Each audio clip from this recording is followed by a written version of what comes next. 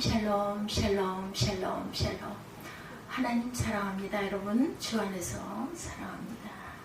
열왕기하 4장 1절부터 수넴 여인이 주는 세 가지 도전이라는 제목으로 함께 은혜를 나누죠. 엘리사 선지자가 사역을 위해서 이동하는 중에 수넴 지역을 지나다녔는데 그곳에서 한 집에서 주로 머물곤 했다고 그래요. 성경에서는 그 가정의 여인을 수넴 여인이다 이렇게 부릅니다. 수넴 여인의 가정에 일어난 일련의 사건을 살펴보고 그 여인을 통해서 우리에게 주시는 교훈을 함께 나눕니다. 섬김의 사람이 되어야 되겠죠. 엘리사는 엘리야 선지자의 후계자로 당대 북이스라엘의 대표 선지자였어요. 그는 매우 바쁜 사역의 일정을 소화하느라 이것저것 많이 옮겨 다니게 됩니다.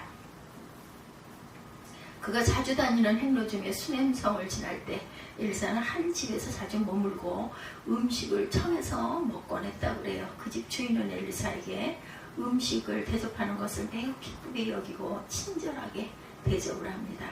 근데 이 집에는 젊은 과부가 나이가 많은 남편 부부가 살고 있었어요. 젊은 과부와 나이가 많은 남편 부부. 젊은 부인은 엘리사 선지자가 자기 집에서 음식을 먹고 그냥 먼 길을 떠나가는 모습이 안타까웠어요. 그래서 남편에게 제안을 합니다. 9절이죠. 항상 우리에게로 지나는 이 사람은 하나님의 거룩한 사람인 줄을 내가 아노니. 10절입니다. 우리가 저를 위하여 작은 방을 담 위에 짓고 침상과 책상과 의자와 촛대를 진설하사이다. 저가 우리에게 이르면 거기 유하리이다. 방 하나를 그분 방으로 만들어 가지고 그분이 오시면 그 방에 유할 수 있도록 방 하나를 지읍시다 이런 뜻이죠. 이 집의 남편은 아내의 제안을 흔쾌히 허락합니다. 그래서 젊은 부인은 종들을 시켜서 담 위에 작은 방을 만들고 그 안에 침대와 책상과 의자와 촛대를 꼼꼼히 준비했어요.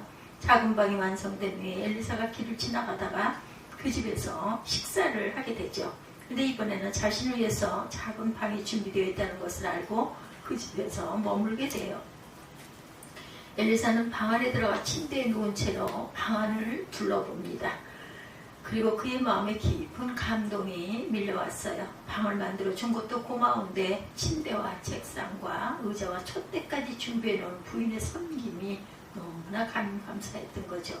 그래서 엘리사는 자신의 사환 게하시에게 수넴 여인을 불러오게 했고 수넴 여인이 방문 앞에 서 있자 엘리사는 게하시에게 말합니다. 13절이죠. 너는 저에게 이르라. 내가 이같이 우리를 위할 생각이 춤이라도다. 내가 너를 위하여 어떻게 하랴. 왕에게나 군대 장관에게나 무슨 구할 것이 있느냐. 엘리사가 수넴 여인의 섬김에 너무나 감사해서 그 여인에게 해줄 수 있는 것이 무엇인지 뭐가 필요한지 내가 도울 수 있는 게 무엇이 있는지 묻는 거죠. 엘리사는 그 당시 이스라엘의 왕을 자주 아련했기 때문에 혹시 여인의 가정에 억울한 사정이 있다면 또한 그것을 풀어줄 수도 있었다. 하지만 수넴 여인은 아무것도 바라지 않는다고 대답합니다. 그리고 여인이 다시 돌아가요. 그래서 게하시가 얼른 끼어들면서 수넴 여인의 딱한 사정을 대신하려죠. 수넴 여인은 결혼한 지 꽤 지났지만 자녀가 없고 더욱 안타까운 것은 남편이 나이가 많다라는 것이죠. 그래서 게하시는 수넴 여인이 자녀를 생산할 수 있도록 하나님의 권능을 베풀어 줄 것을 부탁합니다. 엘리사는 딱한 사정을 알고 얼른 가서 수넴 여인을 다시 불러오라 시키죠. 여인이 다시 오자 엘리사는 하나님의 권능을 힘입어 선언합니다. 16절이죠.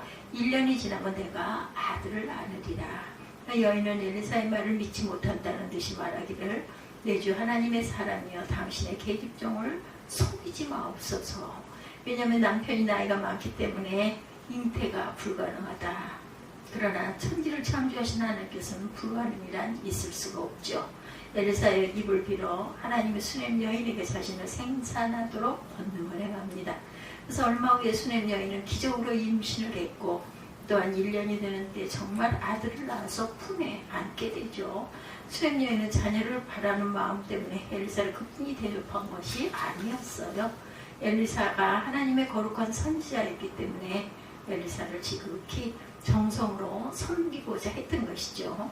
하나님의 선지자를 섬기는 것은 곧 하나님을 섬기는 것과 일반이라는 생각. 엘리사는 수냄 여인의 섬김을 받고 큰 감동을 받습니다. 엘리사는 이렇게 표현하죠. 우리를 위하여 생각이 줌이라도다. 줌이라다는 말은 주도 면밀하다 이런 뜻이죠. 수냄 여인은 엘리사를 섬길 때 엘리사에게 무엇이 필요할까 주도 면밀하게 생각하고 꼼꼼히 준비합니다. 그는 엘리사를 섬길 때 사람에게 하듯 하지 않고 하나님에게 하듯 최선을 다해서 섬겼다는 거죠. 수냄 여인의 섬김의 태도는 또한 우리에게 도전이 됩니다.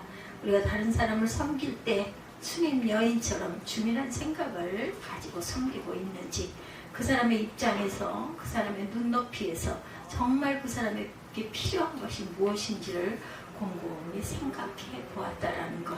하나님은 구약시대부터 섬김에 대해서 늘 말씀하십니다. 특히 구약시대는 고아와 과부를 잘 돌아보고 나그네를 잘 섬기는 것을 매우 강조하셨어요. 누군가가 하나님의 자녀인지 아닌지 구분하는 그가 섬김의 사람인지 아닌지를 판별하게 된다는 것. 히브리서 13장 2절입니다. 손님 대접하기를 잊지 말라. 이로써 부지중에 천사들을 대접한 이들이 있었느니라. 마태복음 10장 42절에 누구든지 제자의 이름으로 이 소자 중 하나에게 냉수한 것이라도 주는 자는 그 사람이 결단코 상을 잃지 아니하리라. 아브라함은 어느 날 길손 나그네 세 사람을 섬겼는데 그들은 하나님의 사자들이었죠. 그래서 성경은 아브라함이 부지중에 천사를 섬기고 하나님을 섬긴 것과 일반이었다 이렇게 말합니다. 예수님도 너희 중에 작은 소자 하나에게 물 한 그릇을 내어준 것도 하늘에서 기억이 될 것이요 곧 예수님을 섬긴 것과 일반이다. 마태복음 18장 5절에 이렇게 말씀하십니다. 엘리사가 수냄 여인의 섬김에 감동했듯이 하나님도 수냄 여인의 섬김에 감동하셔서 수냄 여인의 닫혀있던 폐를 여시고 아들을 선물로 주셔요. 섬기다가 복을 받은 그런 부분이죠. 두 번째, 믿음의 사람이 되어야 합니다. 수냄 여인은 엘리사를 주민한 생각으로 섬긴 것 때문에 하나님이 주시는 상을 받았어요. 엘리사가 예언한 대로 정확하게 1년 만에 아들을 품에 안습니다. 이 아들은 부부에게 얼마나 큰 기쁨이었겠습니까? 나이가 많은 남편은 그 아들을 항상 데리고 다녔어요. 그런데 이 아이가 자라서 채 몇 살 되지 않았을 때 아이가 아버지가 아이고 내 머리야 내 머리야 두통을 호소합니다. 아이 아버지는 얼른 부인에게 자기 아들을 데려가도록 종에게 명하죠. 근데 상계도 아이는 어머니 무릎에 앉아서 고통을 호소하다가 몇 시간이 지나지 않아 그만 죽고 맙니다. 정말 어렵게 얻은 아들인데 그 아들이 죽고 말았으니 아이 어머니의 가슴이 얼마나 아팠겠어요. 눈물이 비오듯 쏟아집니다. 수냄 여인의 행동을 보면 그녀는 침착하게 행동합니다. 우선 죽은 아들을 품에 안고 엘리사 선지자가 머물고 있는 작은 방으로 가 침대에 눕히고 문을 닫습니다. 그리고 밭에 있는 남편을 불러들이고 남편에게 말하죠. 나에게 한 종과 한 마리 나귀를 준비해 주세요. 내가 엘리사 선지자에게 급히 달려갔다 오겠습니다. 남편이 의아하게 생각하고 묻습니다. 초하루도 아니고 안식일도 아닌데 무엇 때문에 선지자에게 가려고 하시오. 부인이 별일이 아닙니다. 보통 여자 같으면 죽은 아이를 보이면서 대성 통곡을 했을 텐데 수냄 여인은 죽은 아들을 엘리사가 묵는 방에 눕혀놓고 남편에게 아무 일도 없다는 것처럼 행동하죠.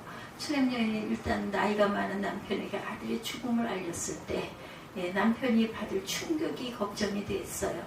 그러나 그것도 중요한 것인데 중요한 것은 죽은 아들을 하나님이 엘리사 선지자를 통해서 살려줄 것을 믿고 있는 믿음이 있었기 때문이죠. 그녀가 이런 믿음을 어떻게 가질 수 있었을까? 그녀는 수십 년 전에 엘리야 선지자가 사르밧 과부의 집에서 지낼 때 과부의 죽은 아들을 살린 그러한 기적을 알고 있었던 거죠.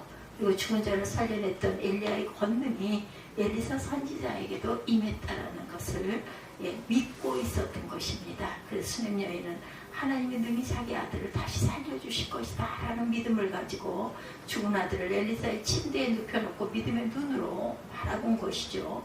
하나님의 엘리사 선지자를 통해 죽은 아들의 눈을 번쩍 뜨게 하고 다시 일어나게 할 것이다 라는 믿음의 눈으로 바라본 것입니다. 그 믿음이 있었기 때문에 엘리사의 침대 아들을 고이 눕혀놓은 것이겠죠.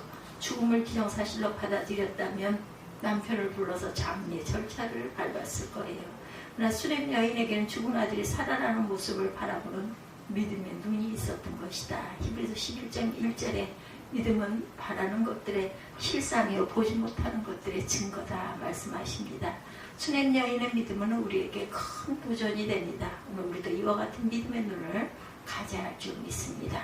만일 우리도 예기치 않은 상황에 직면하게 되었을 때 절망하고 금방 포기해서는 안 됩니다. 가만히 하나님 전능하신 하나님을 믿음의 눈으로 바라보고 기도해야겠죠. 우리가 가만히 하나님을 바라볼 때 하나님의 죽은 자도 살리시는 기적으로 이 문제를 해결해 주실 것이라는 믿음의 눈이 필요하다는 것. 그 믿음을 가지고 믿음의 눈으로 기적을 바라보십시다. 섬김의 사람이 되어야 하고 믿음의 사람이 되어야 하고 간구의 사람이 되어야 되겠죠. 수렘 여인은 남편에게 종한 사람과 나귀 한 마리를 부탁했고 남편이 의아하게 생각해서 왜 갑자기 선지자를 찾아가느냐 물었지만 아무 일도 없다는 듯이 태연하게 대답을 하죠.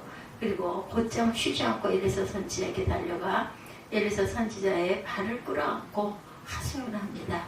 4장 28절이지요. 내가 내 주께 아들을 구하더이까 나를 속이지 말라고 내가 말하지 아니하더이까. 엘리사는 게하시에게 자기 지팡이를 주면서 이 지팡이를 가지고 아무 이야기하지도 말고 곧장 여인의 집에 가서 아이 얼굴에 올려놓으라 이렇게 말합니다. 수렘 여인은 여전히 엘리사의 발을 붙잡고 놓지 않아요. 30절이죠. 야외 사심과 당신의 혼의 사심을 두고 맹세하노니 내가 당신을 떠나지 아니하리다. 여인의 엘리사가 직접 가주기를 간절히 요청합니다. 엘리사는 여인의 간곡한 요청을 들어줘요. 직접 여인의 집으로 달려갑니다. 가는 도중에 게하시가 다시 돌아와 시키신 대로 했으나 아이가 깨어나지 않습니다. 엘리사는 여인의 집에 도착해 작은 방에 들어가 문을 닫고 여호와 하나님께 간절히 기도한 후에 침대에 눕혀져 있는 아이의 몸에 엎드리죠. 그랬더니 점차 아이의 몸이 따뜻해지더니 아이가 살아납니다. 엘리사는 아이의 어머니를 불러 아이를 건네주었어요. 그러자 여인은 엘리사에게 감사의 절을 하고 아이를 품에 안고 방에서 나갑니다. 수렘 여인이 엘리사 선지자를 찾아가 그의 발을 붙잡고 자기 집에 직접 가주기를 바랐던 것은 끈질긴 기도가 얼마나 중요한지를 보여줍니다. 예수님도 끈질긴 기도에 대해서 꼭 교훈하셨죠. 누가복음 11장 5절에 너희 중에 누가 벗이 있는데 밤중에 그에게가 말하기를 벗이여 떡 세 덩이를 내게 빌리라.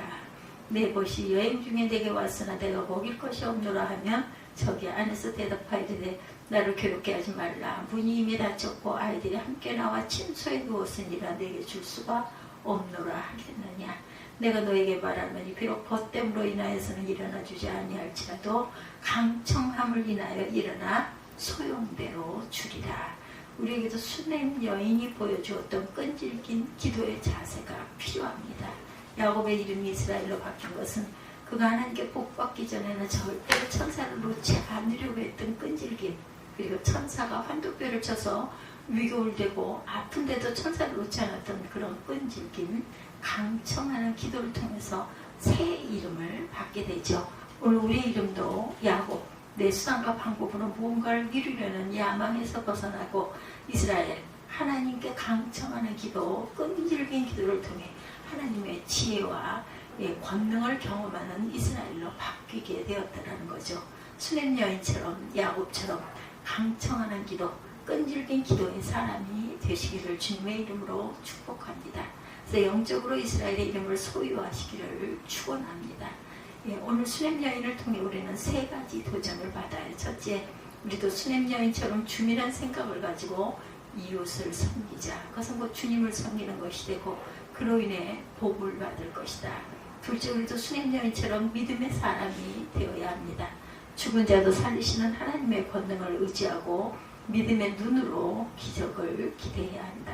셋째, 수렘 여인처럼 강청한 기도의 사람, 끈질긴 기도의 사람이 됩시다. 믿음의 사람, 섬김의 사람, 또한 기도의 사람, 주님이 응답하실 때까지 포기하지 않고 기도를 쉬지 않는 우리 모두가 되기를 주님의 이름으로 축복합니다. 그래서 야곱의 인생이 이스라엘로 바뀌시기를 주님의 이름으로 축원합니다. 기도하시겠습니다.